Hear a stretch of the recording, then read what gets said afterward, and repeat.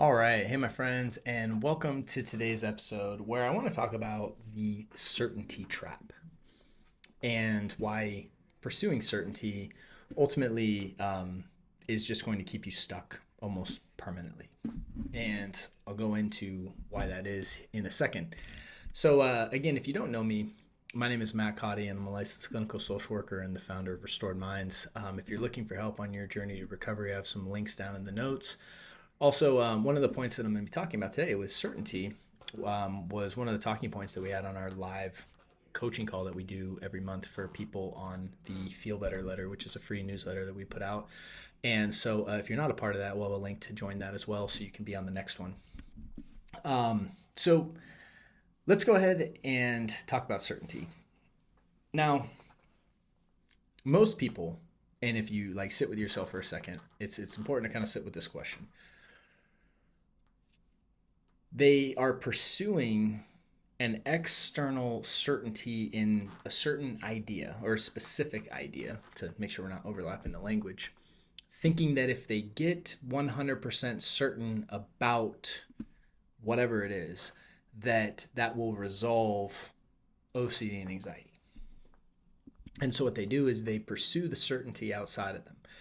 They internet research galore, right? They watch, YouTube videos, right? They read books, they talk to people, they get reassurance, they do everything they can to figure it out, right? Or they talk to their priest or pastor and get, or they confess, right? We do all these things in the name of becoming certain. So why does someone pursue certainty, right? A lot of times we, again, like most of the time with OCD and anxiety, we're so deep in the loop that we think we're going the right path and we don't realize we're just digging ourselves into a deeper ditch. We're telling ourselves that we want to get out, and we're literally digging ourselves deeper at the same time. It's a grand old paradox. So when you're pursuing certainty, what you're really doing is you've taken an emotion that you're experiencing that's uncomfortable, that you don't like, oftentimes fear. And we've projected that emotion onto a certain theme. So, what if fill in the blank? What if this? And I don't even want to use this specific example because I want you to actually go through this and apply this to yourself. And then when we're feeling that uncomfortable emotion and we projected it out onto a theme outside of us as the cause of the emotion, we think that if I become certain, absolute 100% certain that that thing will not happen, that's going to ease the emotion that I feel. It's going to make me, quote unquote, feel better. And so we pursue the certainty relentlessly, and you can't ever be certain about anything, right? And which is another paradox of trying to be 100% certain about something that you can never be 100% certain about, because fear tends to latch on to topics that are, by their very nature, uncertain. People don't fear things that are never going to happen. They don't fear, like, what if I get impaled by a unicorn, right? There's not unicorn OCD, right? Like, people don't, that doesn't happen. It's themes. The themes are cross-cultural. They're cross-language. I mean, I talk to people all over the world, right? Every week that have these experiences, and like the themes are exactly the same, right? And so the themes in their nature are uncertain, and then you try to pursue certainty, and the only reason that you want certainty is because you believe you are trying to get rid of a feeling. That's what it really all comes back down to. You don't know what to do with this discomfort, this fear, this emotion, this energy. And your pursuit in certainty is just a complete distraction. That's all. That's what it is. It's a compulsion. It's just, and if you tell people that I need to be certain about this and I need to be certain about this, I'm going to figure this out until I'm certain. You're just going to endlessly chase that until one day you stop projecting the fear onto that theme, and then all of a sudden you have a new theme that you come up with, right? Because if you think about any fear you've had and any theme that exists, you're no more certain about any of the other themes than you are your theme. So for instance, if you have scrupulosity, and you have fears related to your salvation or relationship with God, or, whether or not you're going to go to hell, however that manifests with scrupulosity, you're no more certain than a person who has contamination that you're not going to get AIDS one day. Right? You have no more certainty than anyone else on that. Just the same way that person who worries about AIDS all the time has no more certainty than you're pursuing when it comes to their salvation or their faith or the afterlife and, all of that. It's not about the theme. It's not about the certainty. This is where people go so backwards, and they end up creating just a deeper and deeper and deeper hole for themselves, is because they're trying to solve the complete wrong thing. The pursuit of certainty is itself a trap. You are not certain about anything, and it's never going to be, and you becoming certain about it is not what's going to alleviate your emotion. You learning how to truly confront fear within yourself is the way out of that.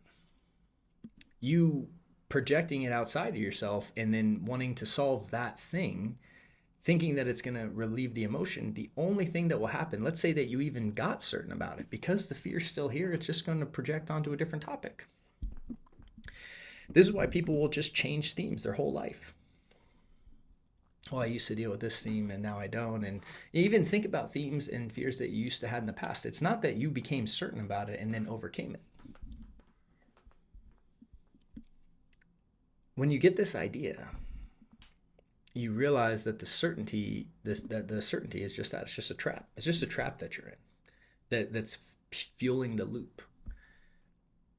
And when you get that, then you start to understand that maybe the way I'm looking at this, maybe the way I'm trying to solve this is wrong. And that's not a fun thing to admit to ourselves, right? A lot of times it's easy to stay in the projection. Yeah, stay in the narrative, right? Go on the chat forums of all the people that share that fear and validate each other and talk about how hard it is and feel like a victim, right? That's what a lot of people do.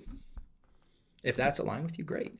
But like if you're here and you're listening to this or watching this, it's like, I'm here to try to share a higher paradigm here, a thinking outside the box, if you will, on this, right?